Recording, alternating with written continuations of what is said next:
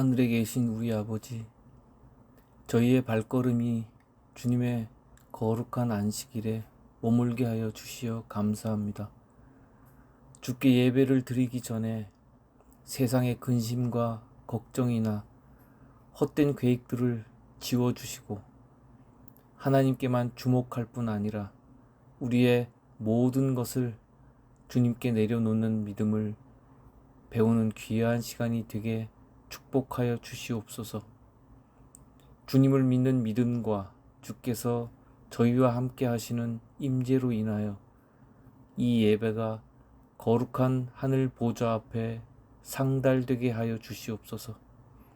예수 그리스도의 거룩하신 이름을 의지하여서 간절하게 기도드립니다.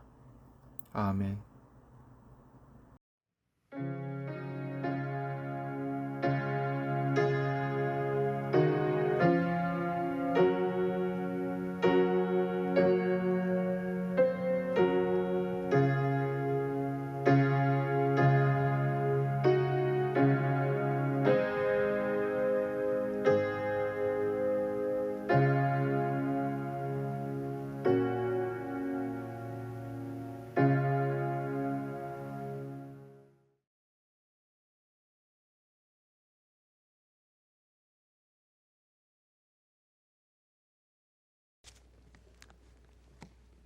예수님께서 팔복을 말씀하신 다음에 세상은 이 법칙과 전혀 반대된 그런 생활을 살고 있지만은 너희는 내가 지금 너에게 말해주고 있는 하늘 왕국의 성격을 가지고 살아라 라고 부탁하시는 장면이 나옵니다. 여러분, 예수님께서 산상수훈을 말씀하신 그 팔복은 하늘에 살 자들의 품성에 대해서 말씀하신 것입니다. 또 하늘 왕국의 성격에 대해서 말씀하신 것입니다. 다시 말해서 이 세상에 사는 사람들이, 이 세상의 나라가, 이 세상의 회사들이, 이 세상의 가정들이 운영하는 기본적인 성격과 전혀 다르게 하늘 왕국의 성격을 말씀하시고 하늘에 살게 될 자들의 품성에 대해서 말씀하셨습니다. 그래서 팔복은 예수 그리스도의 마음 자체입니다. 예수님의 마음이죠. 우리 이제 마태복음 5장을 좀 펴서 몇 절 읽어보도록 하겠습니다. 마태복음 5장 14절부터 16절까지인 말씀을 좀 보십시다. 마태복음 5장 14절부터 16절까지입니다. 너희는 세상의 빛이라. 산 위에 있는 동네가 숨기우지 못할 것이요 사람이 등불을 켜서 말 아래 두지 아니하고 등경 위에 두나니 이러므로 집안 모든 사람에게 빛이 있느니라. 이같이 너희 빛을 사람 앞에 비추게 하여 저희로 너희 착한 행실을 보고 하늘에 계신 너희 아버지께 영광을 돌리게 하라. 근데 이 말씀을 하시기 바로 전에 그 팔복을 말씀하시고 나서 여기에 있는 너희는 세상의 빛이라라고 말씀하시기 바로 전에 한 말씀을 더 하셨습니다. 그 전에 그것이 13절인데 너희는 세상의 소금이니 소금이 만일 그 맛을 잃으면 무엇으로 짜게 하리요 후에는 아무 쓸데없어 다만 밖에 버리워 사람에게 밟힐 뿐이니라. 이렇게 말씀했습니다. 이건 무슨 뜻인가 하면 예수님께서 이 산상수훈을 말씀하실 때는 아침 일찍이었던 것 같습니다. 이제 동쪽에서 해가 떠오르는 이제 그런 입장에 있었던 것 같습니다. 다시 말해서 우리가 이해하는 새벽 기도회를 운영하고 계셨던 것으로 이해가 됩니다. 예수님께서 팔복을 말씀하신 다음에 보니까 예수님께서 말씀하실 때는 항상 그 눈에 보이는 실물 교훈 가지고 비유를 말씀하신 적이 대부분이니까 예수님께서 보시니까 이제 갈릴리 바닷가에서 사람들이 고기를 잡고 어부들이 고기를 잡고 나서 고기를 갖다 박스에 다 담고 썩지 않게 하기 위해서 점이기 위해서 보존시키기 위해서 소금을 갖다 막 친 다음에 남는 소금을 갖다가 아니면 냄새가 아니면 그 맛이 간 그런 소금은 다 밖에 버려서 마치 이 해변가 모래처럼 흙처럼 돌처럼 발에 밟히우는 그런 모습이 사실 거기 눈에 띄게 되었을 것입니다. 예수님께서 이 팔복 산상수훈을 말씀하신 곳은 갈릴리 바닷가 해변가에서니까 예수님께서 그 이제 팔복을 말씀하신 다음에 말씀하시기를 너희가 저기에 소금을 보느냐 맛을 잃고 버려짐을 당해서 발에 밟히우는 소금을 보느냐. 소금의 목적은 무엇이냐? 소금은 맛을 내는 것이다. 소금은 썩지 않게 하는 것이다. 소금이 그 맛을 잃어버리면 그 짠맛을 잊어버리면 그저 맹맹한 싱거운 그런 돌과 같은 모래 같은 그런 모습이 되면 더 이상 이 고기를 점이기 위해서 고기를 썩지 않게 그 안에 치기 위해서 아무런 소용이 없게 된다. 그때 할 일은 무엇인가? 밖에 버려오는 길밖에 없다. 그리고 이 발에 밟히는 것이다. 그러면 너희는 세상의 소금이라 그렇게 말씀하십니다. 다시 말해서 우리가 이 땅에 살고 예수님의 말씀을 인정하고 믿고 사는 사람들의 이 생애의 목적은 다른 사람들을 썩지 않게 하는 것이 생애의 목적이라 그 말입니다. 다시 말해서 여러분과 제가 사는 이 생애의 목적이 남들처럼 더 좋은 집을 짓고 안전하게 이제 여생을 누리기 위해서 준비하기 위해 사는 것이 아니라 그것은 이방인들이 염려하는 것이고 여러분 먹고 마시고 어디에 살까 또 어디 가서 무슨 일을 할까 하는 것은 이방인들이 구하는 것이라고 말씀했지 않습니까? 그런 것들은 우리가 염려하는 것이 아니고 먼저 그 나라와 그 일을 구하면 주님께서 그 모든 것을 다 주신다고 말씀했으면서 여기 말씀하기를 우리는 세상의 소금이라 우리가 이 땅에 사는 이유는 진리의 맛을 가지고 남들을 썩지 않게 도와주는 일이란 말입니다. 그 목적을 그 맛을 우리 생애 가운데서 잃어버리면 우린 이 땅에서 그리스도인으로 주님의 제자로 주의 말씀을 믿고 사는 사람으로 존재할 필요가 없습니다. 목적이 없습니다. 그럼 뭐 때문에 삽니까?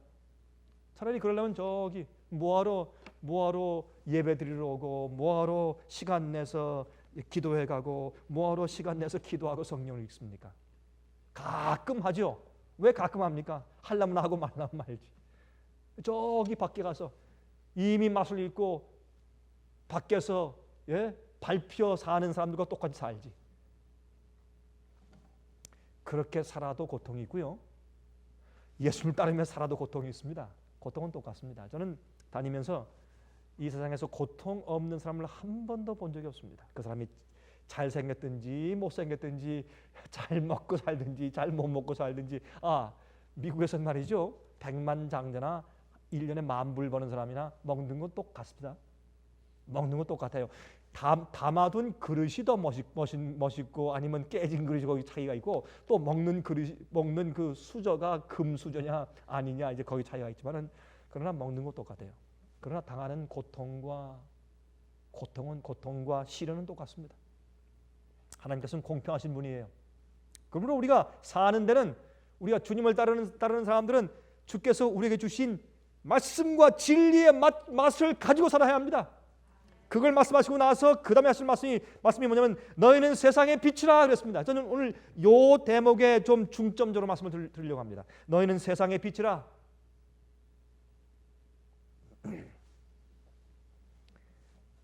너희는 사람들에게 인기 있는 스타가 되기 위해 사는 것이 아니다. 너희는 세상의 빛이라. 빛이라.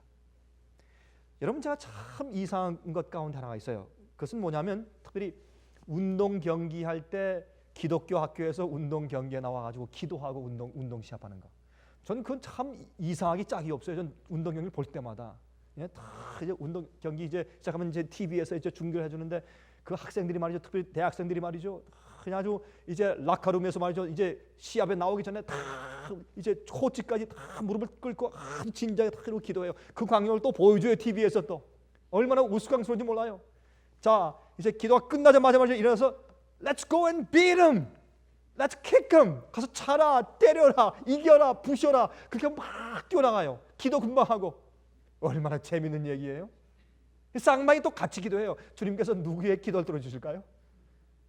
참 우스꽝스러운 게 맛을 잃은 그리스도인이에요. 성경 진리가 무엇인지 몰라요. 또 참 재밌는 것은요, 배우들, 가수들 이런 사람들이 기독교인이라고 해가지고 다니면서 간증들을 해요. 전 그것처럼 제 마음 가운데 우스꽝스러운 것이 없어요. 여러분, 주님을 믿는다고 하면서 성경의 복음을 믿고 팔복을 믿고 주님을 따른다고 공언하면서, 여러분, 너희는 세상의 빛이라. 그래서 빛이 된다고 해서 여러분 무대에 올라가서 막 춤추면서 노래하면서 그 멋있는 조명을 받는 그런 스타가 되란 말이에요? 그런 음악의 여주인공, 남주인공이 되란 말입니까? 여러분, 그리스도인으로 살 때 팔복을 이해하면 그런 생활을 할 수가 없어요. 그건 말도 안 되는 것입니다. 이렇게 오늘날 교회가 주의 말씀을 이해하는데 그렇게 이 예민감 없이 둔해져 있어요. 엉뚱하게 살면서 예수를 믿는 것처럼 착각을 해요. 예수께서 말씀하실 너희는 세상의 빛이라. 여러분, 빛을 말씀하실 때 이건 태양을 말씀하신 것이에요. 태양. 왜요? 어떻게 합니까? 산 위에 있는 동네가 숨기지 못할 것이라 그랬어요. 그냥 이 헤드라이트이 아니에요. 우리 손에 있는 전지가 아니에요. 플래시가 아니에요. 하늘에서 태양이 떠오르는 것이에요. 동쪽에서. 그 당시에 예수께서 이 말씀을 하실 때 새벽에 이제 동이 들 때입니다. 새벽 기도를 마쳤습니다. 지금 이 동이 떠오를 때 예수께서 말씀하기를 내가 너희에게 하늘의 의의 태양의 성품이 무엇인지 얘기해 주었지. 하늘의 성품이 무엇인지 내가 얘기해 주었지. 너희는 세상의 빛이야. 태양이 떠오르면 그 당시에 예수께서 말씀하실 당시에 이 당시에 동네는 거의 다가 산 꼭대기 위에 있었습니다. 그것이 옛날에 도시와 타운을 짓는 습관이었습니다. 산 꼭대기에 동네가 있었어요.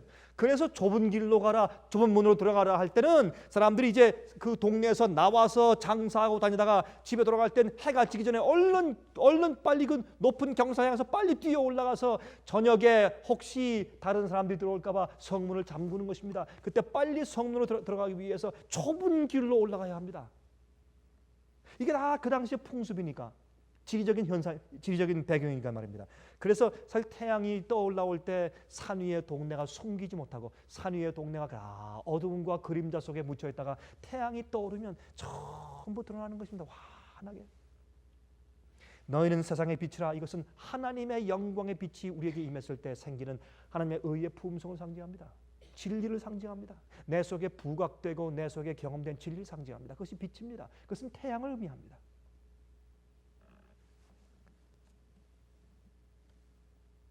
여러분, 그러므로 떠오른 태양을 보시면서 너희는 세상의 빛이라. 그런데 이 빛을 비추는 이유는 16절 마지막에 말씀하기를 그러므로 다른 사람들이 저희로 너희 착한 행실을 보고 하늘에 계신 너희 아버지께 영광을 돌리게 하라. 다시 말해서 하나님의 영광의 빛과 의의 빛과 은혜가 내 속에서 역사할 때, 내 속에서 역사에서 생긴 것으로 드러난, 자연스러워 드러난 내 행위와 내 품성과 내 생애 때문에 남들이 그것을 보고 저 사람이 섬기는 하나님은 참 하나님이다. 저건 참 하나님, 저것은 진짜 예수다. 정말 예수님의 정신이다. 정말 진리다. 그렇게 해서 우리의 내 속에서 드러나는 하나님의 영광의 빛을 보고 하나님께 영광을 돌리게 하란 말입니다. 내 생애의 영광의 빛을 내 생애를 통해서 나타나는 예수 그리스도의 영광을 보고 다른 사람들이 하나님께 영광을 돌리게 하란 말입니다. 그것이 첫째 천사의 기별입니다. 그렇죠? 하나님을 두려워하고 그에게 영광을 돌리라. 빌립보 2장 3절 보면 빌립보 2장 3절에 있는 말씀을 보고 이제 영어 성경을 보면 참 재미가 있어요. 여러분 영어 성경에 특별히 리빙 바이블을 보면 리빙 바이블에 이렇게 번역되는 것을 볼 수 있어요. 여러분 우리 한국말 성경 가운데서 아무 일이든지 다툼이나 허영으로 하지 말고 오직 겸손한 마음으로 각각 자기보다 남을 낮게 여기고 그랬죠. 이 말씀을 리빙 바이블 새번역 성경은 영어 성경에 이렇게 기록했어요. Do not live to make good impressions on others. 참 재밌는 말이에요. 다른 사람들에게 좋은 인상을 끼치려고 살지 말라 그 말이에요. 남들에게 좋게 보이려고 애쓰며 살지 말라 그 말입니다. 많은 사람들이 그렇게 살아요. 멋있게 옷 입고 멋있게 가수 되고 멋있게 영화 배우 되고 멋있게 돈 벌고 멋있는 집을 짓고 멋있는 차를 가지고 멋있게 머리를 하고 화장하고 그렇게 하는 이유가 그 목적이 있습니까? 하나님께 예쁘게 보이기 위해서요? 멋있게 춤추며 노래하는 이유가 하나님께 잘 보이기 위해서요? 여러분 그래서 성경은 말하기를 남에게 사람들에게 잘 보이기 위해서 좋은 임프레션, 좋은 인상을 끼치기 위해서 다른 사람들에게 인기를 얻기 위해 살지 말라 그랬습니다. 하나님께 영광을 돌리기 위해 살아라. 이것이 너희는 세상의 빛이라 하는 말씀입니다. 너희는 세상의 빛이라. 여러분 에스겔 이 39장 27절 잠깐 가서 보고 올까요? 에스겔서 39장 27절 보십시오. 에스겔서 39장 27절에 어떻게 되어 있습니까?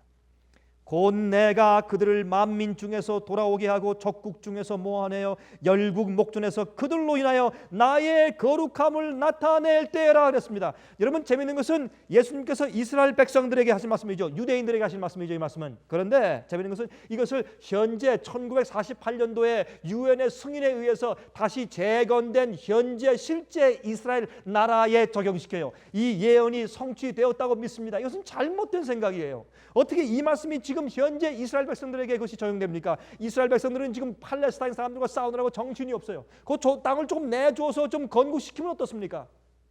예? 물론 그들에게 이유가 있겠지만은 여러분 요즘에 있는 유대 국가, 이스라엘 국가가 정말 하나님께 영광을 돌리는 국가입니까? 90% 이상이 하나님을 안 믿어요 지금. 유대인들 정통파들이 있지만 그러나 성경을 안 믿어요. 성경대로 안 믿지 않습니까? 예수를 안 믿어요.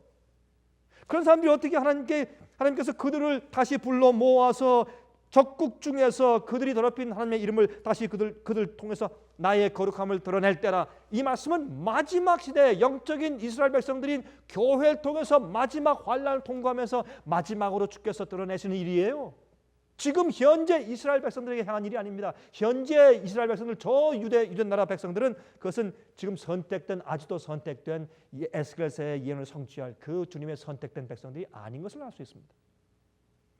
그러면 여기에 주님께서 나의 거룩함을 그들로 인해서 그들을 통해서 내가 적국 앞에서 나타낼 것이다. 이것은 교회를 통해서 우리를 통해서 하시는 것입니다. 그리스도인을 통해서 하실 것입니다.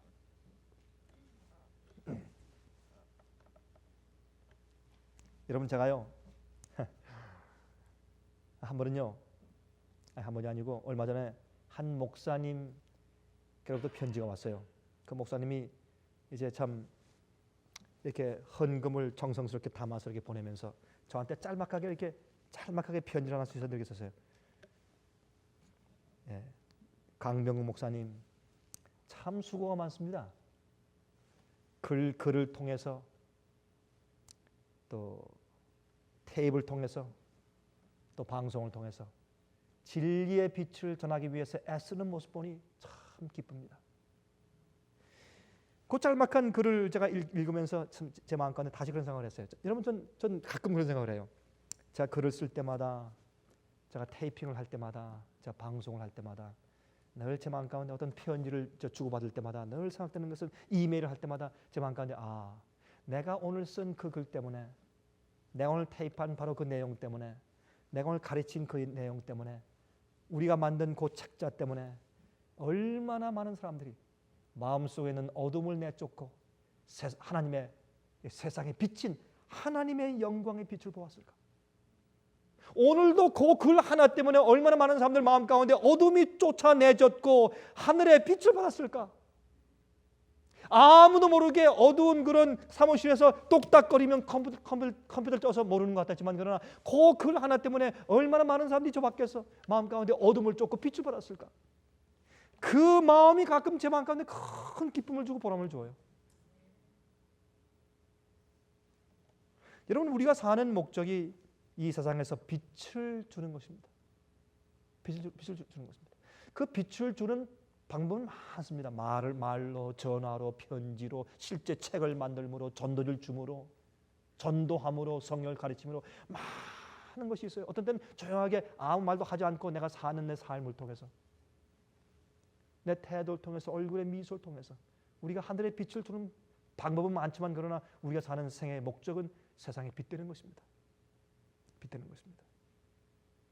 어떤 때는 진리를 얘기해도 우리의 성품이나 우리의 말이 딱딱거리면 빛이 아니라 어둠이 가는 것이죠. 빛과 어둠이 어울리지 않으면 빛이 될 수가 없는 것입니다. 그렇죠? 빛을 말 안에 두지 않고, 이 말이 뭐냐면 우리 한국말로 말하면 쌀떡이면 쌀떡. 방 안에 그 당시엔 쌀떡이 있었어요. 쌀떡을 뒤집어 놓는데 그 속에 넣고서 감추는 것이 아니라 등경 위에 두지 않느냐. 이런 그 지방에 기둥이 있으면 기둥 옆에 이렇게 등잔불을 놓는 등잔대가 있습니다. 등경. 그 위에 빛을 놓지 않느냐. 근데 그 당시에 말이죠. 그 당시에 이 유대인들은 어떻게 했습니까? 진리를 남들에게 비추는 것보다 진리를 가지고, 자부심을 가지고 늘 교만해졌습니다. 남에게 나누어지는 일을 하지 않았습니다. 그것 때문에 예수님께서 말씀하기를 너희가 이 빛을 좀 위로 도우라. 근데 빛을 감추는 이유가 있어요. 어디 가서 내가 이것을 안다고 말하지 않고 감추는 이유가 있어요. 그것은 내가 내 생활과 내 마음이 그 빛대로 살지 않을 때 빛을 말하기 어려워요. 빛을 주기를 주저하는 것입니다. 틀림없어요. 집안이 더러우면 손님이 올 때 무서워요. 그렇죠? 마련된 음식이 없으면 손님이 올까 무서워해요. 누가 초인종을 누르면 누가 왔는지 막 정신없이 가서 마치 옷을 갈아입고 뭐 치우느라고 정신이 없어요. 남이 오는 게 싫어요. 마찬가지입니다. 이 등잔을 등경 위에 높이 두지 아니하고 말 아래 감추는 것은 자기가 빛을 만한 준비가 마음속에 준비되지 않았다는 뜻입니다. 얼마나 많은 경우에 우리가 그렇습니까?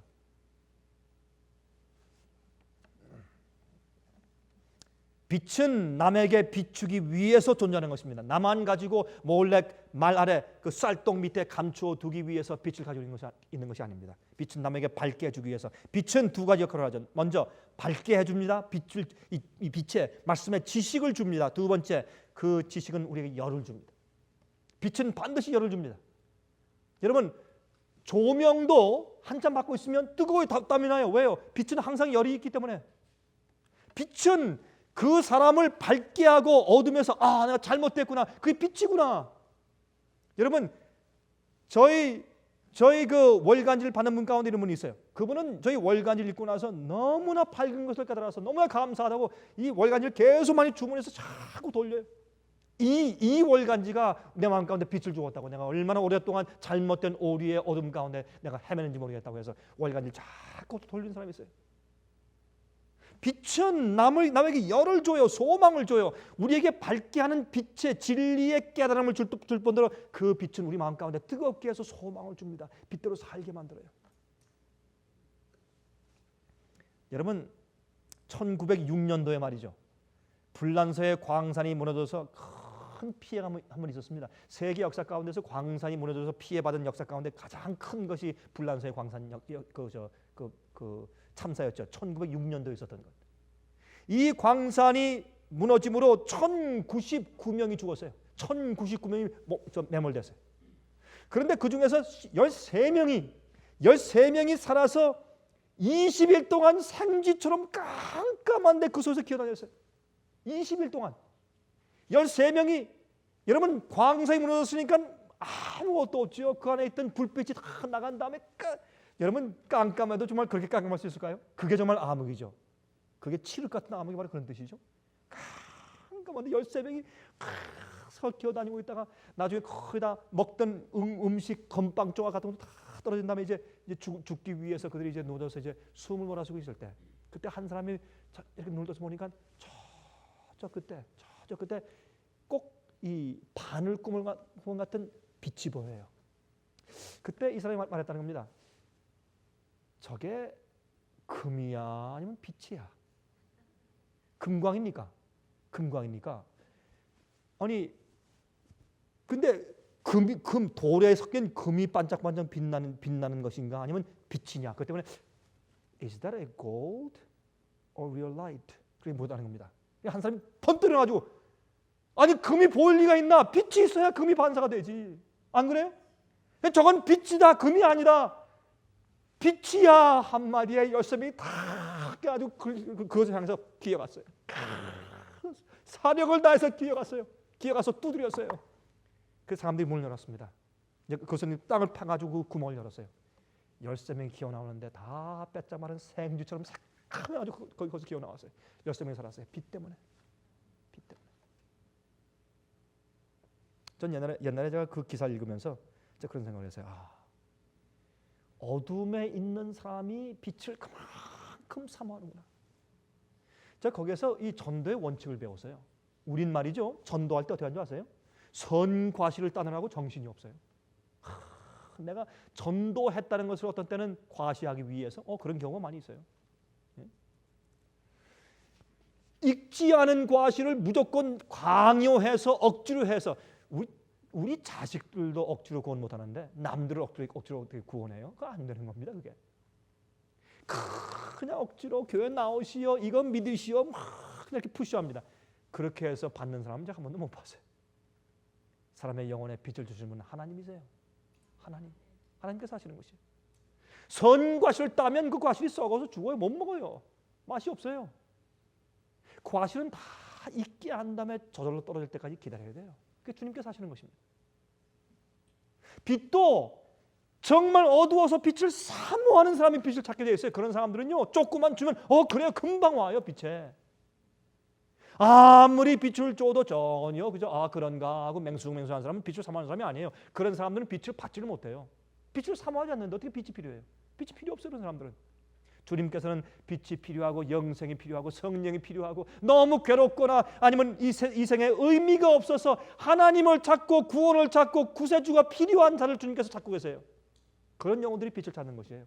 그런 자들에게 우리가 세상의 빛이 되는 것입니다.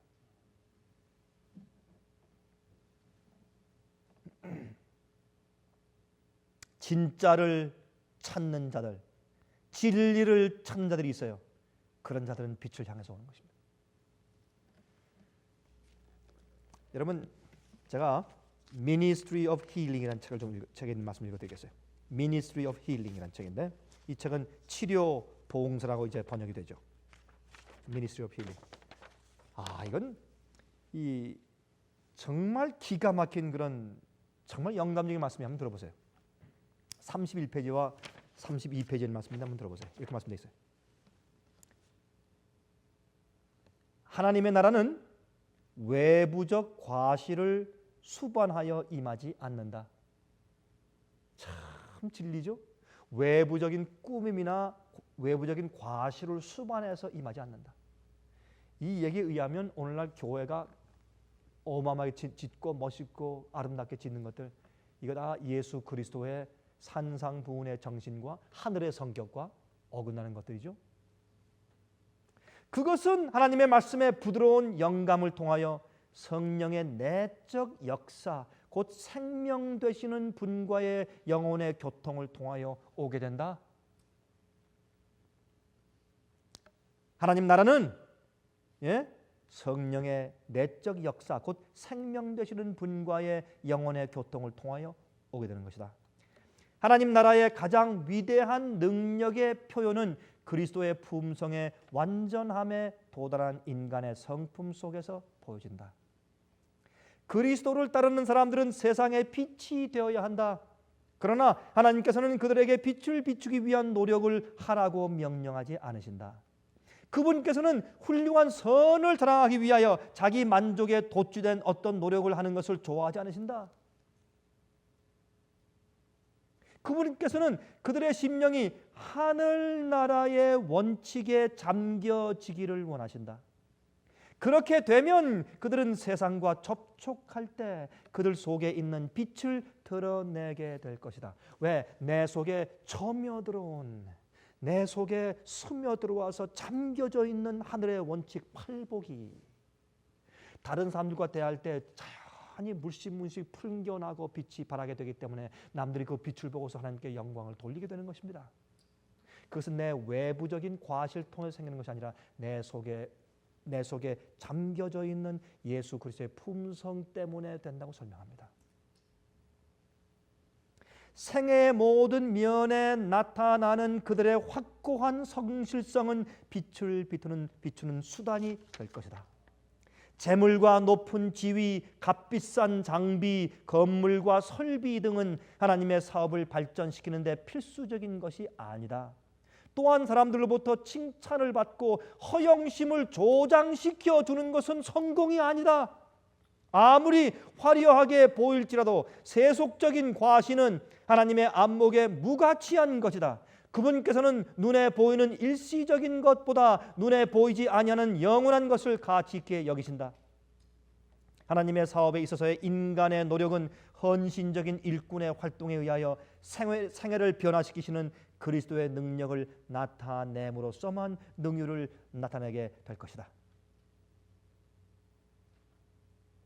그 밑에 하나님께서는 영혼의 성전에 당신의 성령을 넣어 주실 수 있는 비례만큼 각 사람을 사용할 수 있으시다.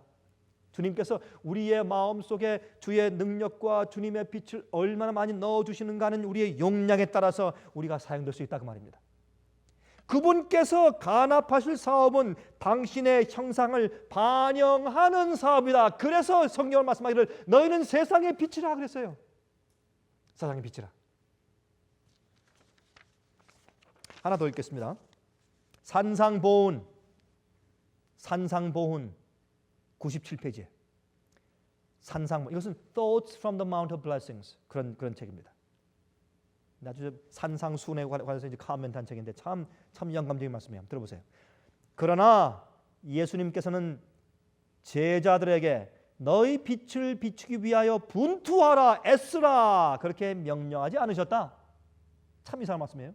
단지 빛을 비추게 하라고 말씀하셨다. Let the light shine.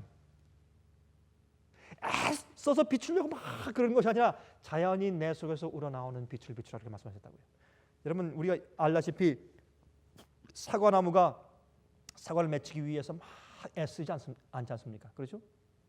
사과나무로 태어났기 때문에 사과를 열리는 것이죠. 물을 빨고 양분 빨고 햇빛 받고 비를 받으면 자연히 사과가 생겨요. 참 이상해요. 저희 집 앞에 말이죠. 수국이 있어요. 수국꽃. 작년도에는 수국이 그 색깔이 좀 달랐는데 약간 좀 주홍 색깔 비슷한 그런 꽃을 낸 것 같은데 제 기억에 노란 색깔 비슷하게. 올해는 수국이 너무나 예뻐요.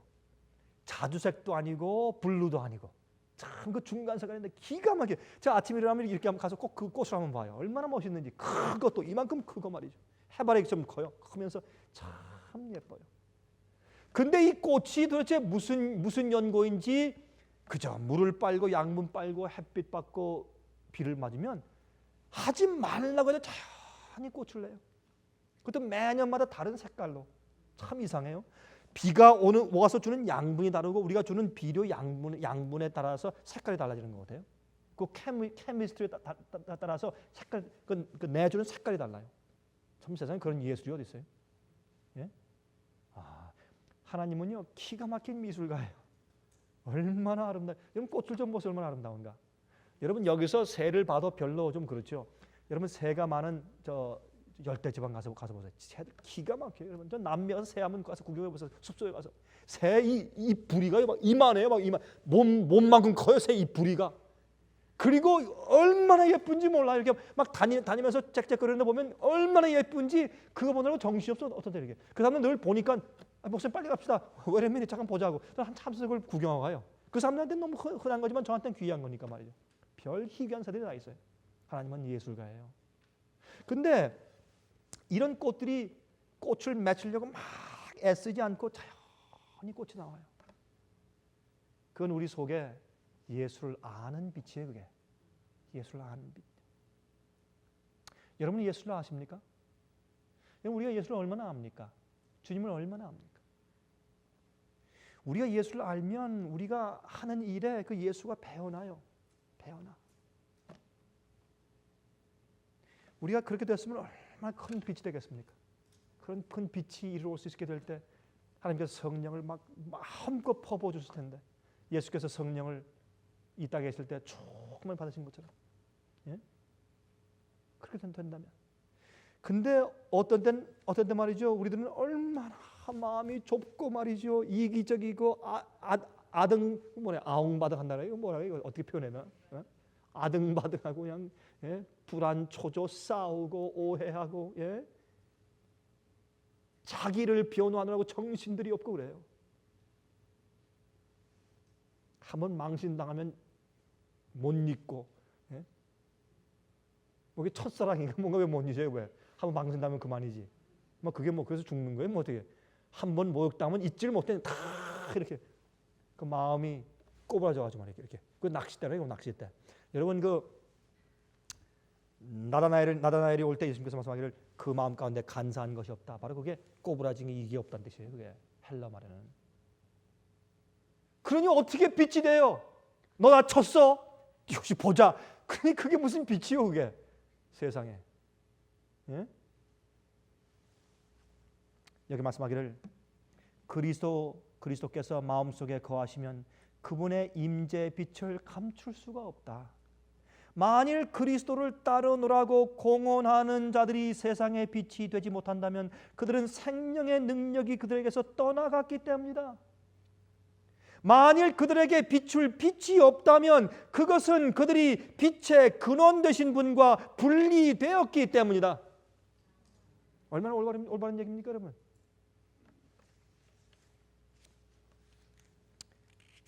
여러분 예수님께서요 물 위로 걸어서 건너편에 가셨죠 한 번은? 그때 예수님께서 물 위로 걸으셨다는 그 소문이 확 퍼졌습니다. 그러니까 그날 아침에 사람들이 가가지고 다 몰려와서 물었습니다. 랍비여 어느 때 어떻게 여기 오셨습니까? 라고 물었어요. 예수님께서 그때요 당신의 능력을 말할 수 있는 좋은 그런 기회 아닙니까? 내가 물에서 걸어왔지. 아니 어떻게 물을 걸으셨습니까? 내가 하나님이잖아. 그러니까 얼마나 멋있는 기회예요. 그렇잖아요. 예? 성경을 보면 예수님께서 한 번도 그렇게 설명한 적이 없어요. 그들이 예수님의 어떤 능력, 어떤 위대한 겉으로 보이는 능력에 대해서 설명해달라고 요청했을 때 주님께서 절대 한 말씀 안 하셨어요. 예수님은 그거 보이려고 오신 것이 아니에요. 한 말씀 설명 안 하셨어요. 예수님께서 말이죠. 예수께서 이 땅에 태어나실 때 신비를 설명할 수 있어요. 그러나 예수님이 태어나실 때 동정녀 마리아에게서 태어나신 그 신비를 설명 안 했어요. 예수님은 당신의 초자연적인 능력과 기적에 대해서 강조하지 않으셨어요. 왜요? 그런 것들은 빛을 비추는데 중요한 것이 아니기 때문에 그것은 사람들 마음 가운데 눈에 보일 때 멋있게 보이지만 그것이 사람의 마음 속에 들어가서 빛이 되어서 그 사람을 변화시키고 구원할 수가 없어요. 멋있는 교회는 야 멋있다 할 수 있지만 그것은 영혼들 마음 가운데 진리를 줄 수 없고 그들을 구원하는데 아무런 소용이 없어요. 빛은 우리 속에 있는 예수님의 성품과 진리만이 빛이 됩니다. 여러분 독일의 귀족 출신 진센돌프가 모라비아 교회를 세웠죠. 여러분 모라비아 교인들은 훌륭한 교인들입니다. 여러분 진센돌프 귀족 출신 이 독일 사람이 말이죠. 진센돌프가 11살 때 한 번은 그가 박물관에 가서 구경 갔다가 거기에 있는 옛날 그림인 예수님께서 십자가에 이렇게 박혀 돌아가시면서 고통당하시는 그 모습의 그림을 보았습니다. 그때 11살짜리 이 아이가 그 그림 앞을 떠날 수가 없었다고 했어요. 한동안 그 그림을 보고 한참 바라보면서 그 어머니 아버지가 야 가자 가자 이러니까 어머니 아버지 이 예수님이 왜 이렇게 고통을 당하시는 거예요? 이게 이유가 어디 있습니까? 왜 그렇습니까? 이게 사실입니까? 라고 자꾸 질문하면서 나중에 성경을 연구하다가 그때 11살 때 본 예수님의 십자가의 그림 하나 때문에 그가 영원히 자기 마음을 하나님께 바쳤습니다. 그리고 회개했어요. 그런 다음에 그가 독일에서 경건의 운동을 일으키고 드디어 모라비안 교인들을 만들었습니다. 나중에 그 교회는 2,000여 명의 해외 선교사를 파견했어요. 이 모라비안 교인들이 이저 요한 웨슬레이와 함께 배를 타고서 영국에서부터 말입니다. 이 사바나 조지아까지 배를 타고 오는 도중에 폭풍을 만났을 때 아무 두려움 없이 가판 위에서 기도하는 사람들이었고 그 모라비안 사람들의 기도 소리를 듣고서 요한 웨슬레이가 깊이 감동받고 성령 연구하면서 나중에 믿음으로 말미암는 의의 경험을 하게 된 원인이 되었습니다. 우리가 예수를 알아야 합니다. 우리가 주님을 알아야 합니다. 우리가 주님을 똑바로 알고 명상하면 그래서 우리가 자주 주님의 생애를 명상해야 돼요. 자주 명상하면 우리 속에 있는 허영된 것이 다 사라지고 욕심도 사라지고 나를 나타내고 싶은 그런 허영된 빛이 다 없어지고 하나님의 빛을 비추고 싶은 마음이 생기게 돼요. 하늘의 왕국의 성격이 내 속에 들어가고 그렇죠? 이 세상에 살게 된 하늘의 살자들의 품성이 우리 마음 가운데 들어가게 되고 자연히 그게 좋아져요. 자연히 내 마음속에 차곡차곡 쌓입니다. 그것이 드러나게 되고 참게 되고 온유하게 되고 겸손하게 되고 인내하게 되고 비이기적이 되고 너그럽게 되고 그리고 남들에게 욕을 먹더라도 진리는 진리대로만 얘기하고 예수님은 참 온유하고 겸손한 분이었지만 그러나 진리는 진리대로 얘기해서 진리를 전함으로 자기가 잃어버릴 인기에 대해서 조금도 개의치 않았습니다. 진리를 전하고 곧바로 얘기함으로 남들이 자기를 미워하고 핍박당할 것에 대해서 개의치 않았습니다. 그것이 예수님의 성품입니다. 많은 사람들은 그렇게 안 해요. 이걸 얘기해서 남들이 날 오해할까, 내 인기가 떨어질까, 이 대중과 휩싸이지 못하고 내가 따돌림 당할까 무서워하는 것입니다. 그건 빛을 전할 수 없는 성격이에요. 자기를 더 사랑하는 성격이기 때문에 하늘의 빛을 전하는 사람이 되지 못하는 것입니다. 예수님은 그렇지 못했습니다. 예수님은 하나님의 빛을 전하기 위해서만 살았습니다. 예수의 성품입니다. 예수를 깊이 알고 나면 그렇게 돼요. 예수님을 아는 사람들은 이 땅에서 빛을 똑바로 진리를 전함으로 외로움을 당하는 사람들입니다. 외로움을 당하지 못하는 사람들은 예수님을 이해할 수 없습니다. 예수님이 이 땅에서 고독하게 사셨기 때문에 왜? 진리의 빛을 가지고 사셨으니까.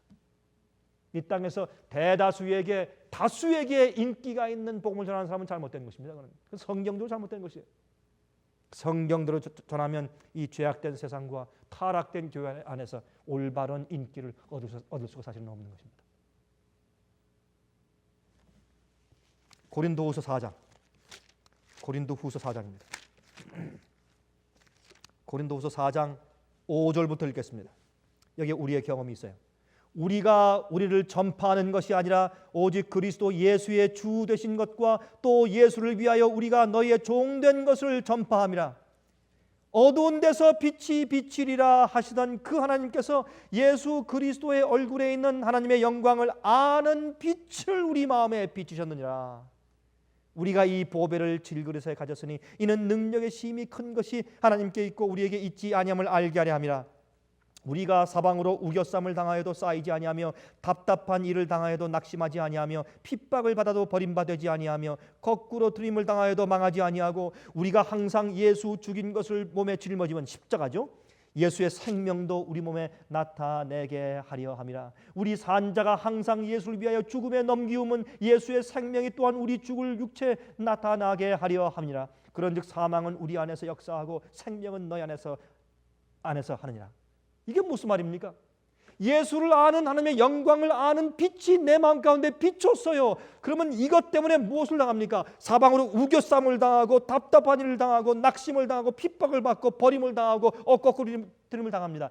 그래서 예수님의 죽은 십자가를 내가 지고 가면 내가 지고 가는 예수를 위한 고난 때문에 남들이 살아요.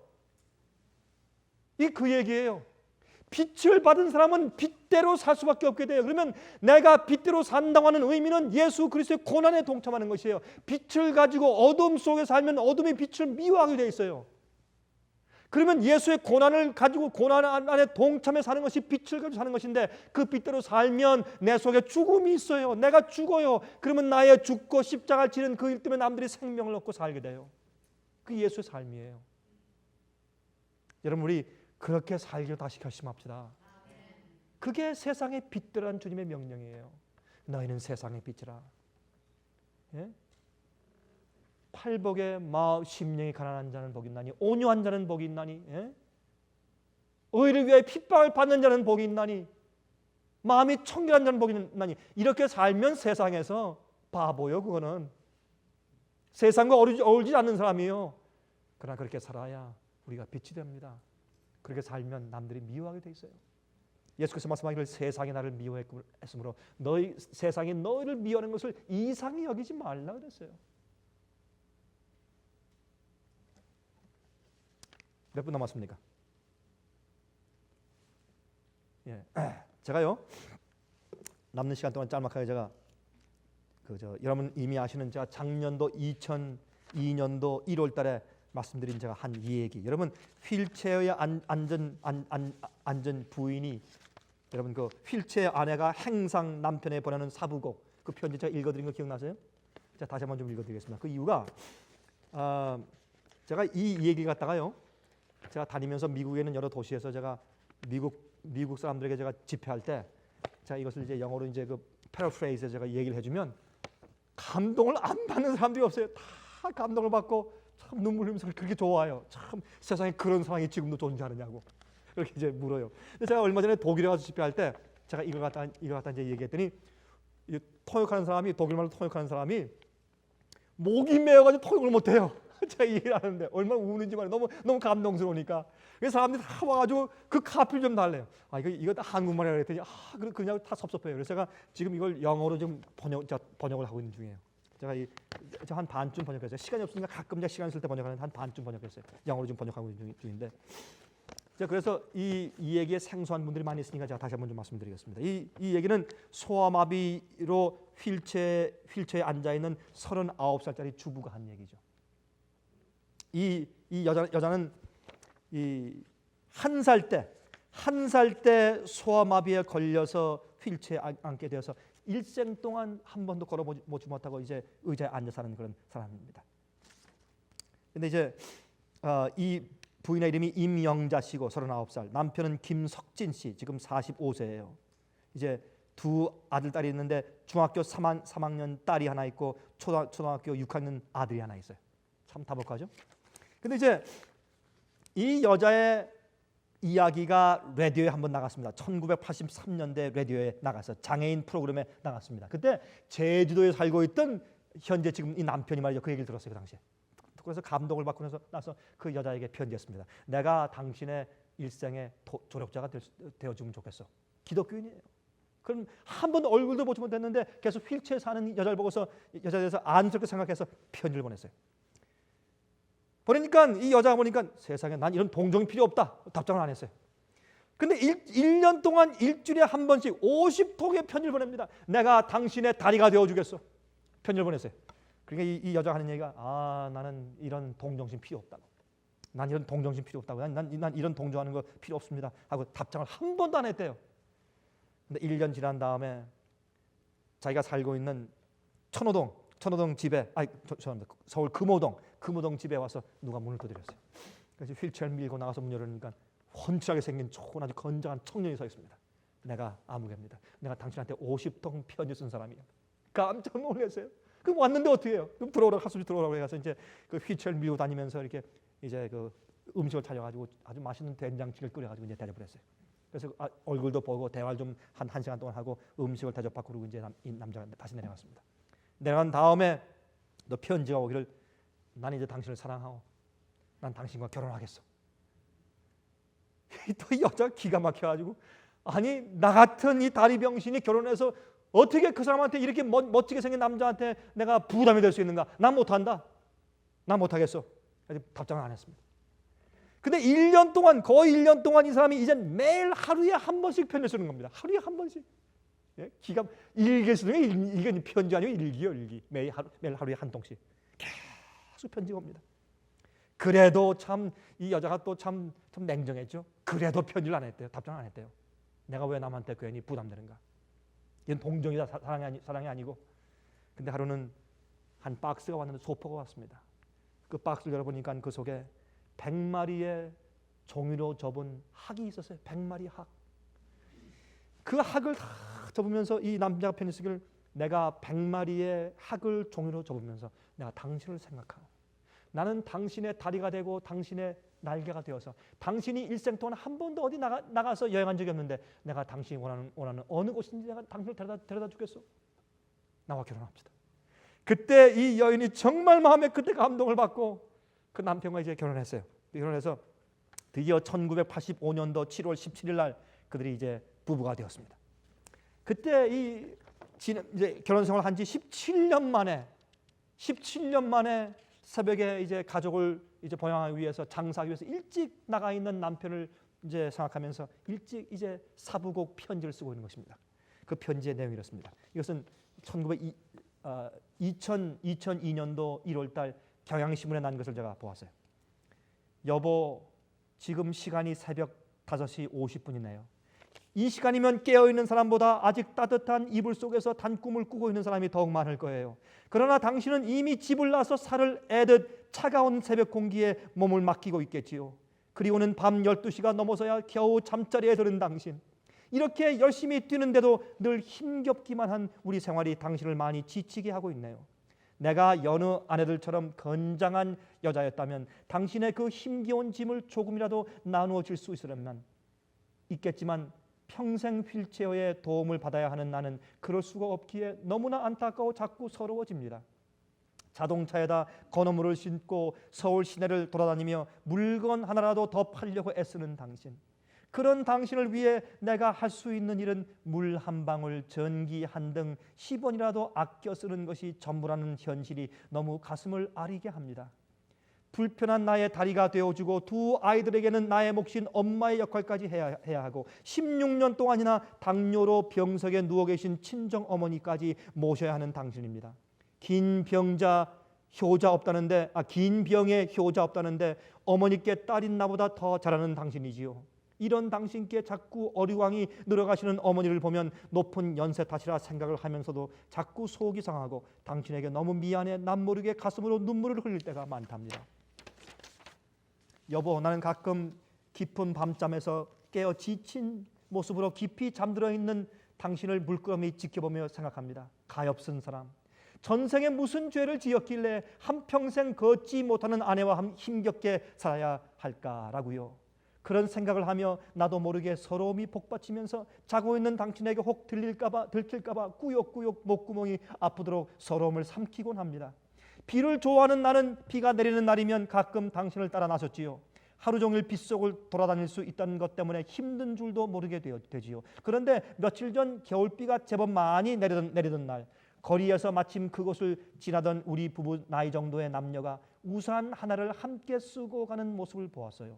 서로 상대방에게 조금이라도 비를 덜 맞게 하려고 우산을 자꾸 밀어내는 그들을 부러운 눈으로 바라보고 있는데 당신이 비를 몽땅 맞으며 물건 파는 모습이 나의 눈에 들어왔어요. 그때 내가 느꼈던 아픔과 슬픔은 어떤 글로도 표현할 수 없을 만큼 나의 가슴을 아리게 했어요. 그때 나는 다시는 비 내리는 날 당신을 따라 나서지 않겠노라 나 스스로에게 다짐을 했답니다. 그리고 여보, 지난 결혼 10주년 기념일에 당신은 결혼 때 폐물 한 가지도 못 해줬다며 당신이 오래도록 잡비를 아끼어 모은 돈으로 나에게 조그만 다이아몬드 반지를 사주었지요. 그때 내가 너무도 기뻐했는데 그 반지를 얼마 못 가 생활이 너무 힘들어 다시 팔아야 했을 때 처음으로 당신이 눈물을 흘리시는 모습을 보고는 너무도 가슴이 아팠어요. 몇 년이 지난 지금까지 당신은 그때 일을 가슴 아파하는데 그러지 말아요. 그까지 반지 없으면 어때요? 이미 그 반지는 내 가슴 속에 영원히 퇴색되지 않게 새겨놓았으니 나는 그것으로도 충분해요. 3년 전 당신은 8시간에 걸쳐 신경수술을 받아야 했었지요. 그때 마취에서 깨어나는 당신에게 간호사가 휠체어에 앉아있는 나를 가리키며 누군지 알겠느냐고 물었을 때 당신은 또렷한 목소리로 이렇게 말했어요. 그럼요. 내가 이 세상에서 다시 태어나도 사랑할 사람인데요 라고. 그렇게 말하는 당신에게 나는 바보처럼 고맙다는 말도 못하고 한없이 눈물만 떨구었어요. 그때 간호사가 나에게 이렇게 말하더군요. 이 세상에서 가장 행복한 분이시네요 라고. 그래요 여보, 나는 정말 이 세상에서 가장 행복한 여자예요. 건강하지는 못하지만 당신이 늘 나의 곁에 있기에 더 이상 바랄 것이 없어요. 어린 시절 가난과 장애 때문에 학교에 다니지 못했기에 나는 지금 이 나이에 늘 소원했던 공부를 시작했지요. 적지 않은 나이에 초등학교 과정을 공부한다는 것이 결코 쉽지는 않지만 야학까지 데려다주고 집에 돌아와 아이들과 어머니 저녁 챙겨주고 집안 청소까지 깨끗이 해놓고 또다시 학교가 끝날 시간에 맞춰 나를 데리러 와주는 당신. 난 그런 당신에 대한 고마움의 보답으로 정말 열심히 공부할 겁니다. 어린 시절 여느 아이들이 다 가는 학교가 너무도 가고 싶어 남몰래 수없이 눈물도 흘렸는데 이제서야 그 꿈을 이루었어요. 바로 당신이 나의 꿈을 이루어 주었지요. 여보, 나 정말 열심히 공부해 늘 누군가의 도움만 받는 사람이 아니라 이 사회에서 꼭 필요한 사람이 될 거예요. 여보, 한평생 휠체어의 도움 없이는 살 수 없는 나의 삶이지만 당신이 있기에 정말 행복합니다. 당신은 내 삶의 바로 그 천사입니다. 당신을 영원히 사랑하고 늘 감사의 두 손을 모으며 살 겁니다. 당신을 사랑하는 아내가. 읽으면 읽을수록 감동적인 건 편지예요, 그렇죠? 그리고 끝에 이제 그가 말하기를 이제 내 마음 가운데 하나 소원이 있다면 우리가 혹시 다음 세대에 다시 태어날 수 있다면 다음번엔 당신이 장애인으로 태어나고 내가 건강히 태어나서 내가 당신과 결혼해서 일생 동안 당신을 돕고 싶습니다. 그것이 내 소원입니다. 내가 부하기도 원치 않고 좋은 집도 원치 않고 좋은 차도 원치 않고 내가 원하는 것은 내가 어떻게 하면 당신을 더 도와줄 수 있는가를 내가 원하는 것입니다. 우리가 주님을 알고 나면 빛을 비추게 됩니다. 우리가 병자처럼 살던 것을 부끄러워하면서 남을 돕기 위해서 빛되는 생활을 살기 위해서 애쓰게 돼요. 언제요? 주님께서 내게 어떻게 하셨는지를 깊이 이해하고 나면 가만히 있을 수가 없어요. 그 정성과 사랑에 반응하기 때문에 가만히 있을 수 없습니다. 그 반응이 믿음입니다. 믿음입니다. 세상에 빛 되시기를 간절히 바랍니다. 하늘에 계신 우리 아버지, 이 세상에 빛 되는 것이 무엇인지 다시 우리 마음 가운데 깨닫게 하심을 감사합니다. 우리 마음속에 어두움들을 제거해 주시옵소서. 근심과 걱정의 어두움들, 염려의 어두움들, 미움의 어두움들, 세상을 사랑하는 욕심의 어두움들, 그런 것들 때문에 하나님의 빛을 비추지 못하는 것들이 우리 속에 내재하면 주님이시여 불쌍히 여기시고 예수 그리스도의 피의 공로로 우리의 영혼 속과 양심을 씻어 주시기를 기도합니다. 그런 것을 내보낼 기꺼워하는 마음을 주시고 말로만이 아니고 정말 우리 마음을 주 앞에 묶어 바치는 경험을 하게 축복하여 주시옵소서. 주님이시여 어떻게 하면 주 앞에 영광을 돌릴 수 있습니까? 저희를 도와주시옵소서. 우리 속에 살아 움직이시는 주님, 진리가 우리를 성확해 도와주시고 우리가 외부적인 과시가 아니라 내 속에 계신 주께서 변화시키신 우리를 자동적으로 우리 속에 점여든 그 경험이 빛으로 나감으로 많은 사람들이 예수를 볼 수 있게 저희를 사용해 주시옵소서. 저희의 부족함을 용서해 주시며 저희의 이기심을 사하여 주시고 주님 닮게 해 주시옵소서. 많은 주의 종들과 노독들이 그렇게 함으로 인류에게 얼마나 큰 영향을 미치는 그런 삶을 살다 갔습니까? 우리도 그렇게 주님의 무기 될 수 있도록 저를 써주시옵소서. 살아계신 예수 그리스도의 거룩하신 이름을 의지해서 간절하게 기도합니다.